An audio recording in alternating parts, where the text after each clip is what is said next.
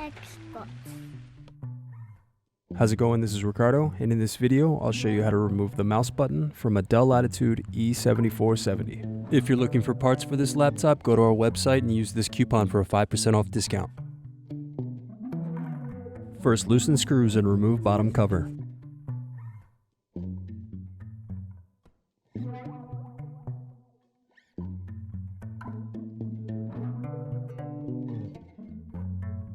Next, unplug battery. Then unscrew and remove battery. Then unplug mouse button cable. Then unscrew and remove mouse buttons. Need more? Check out these other tutorials. For batteries, click here. For hard drives, click here. For wireless cards, click here.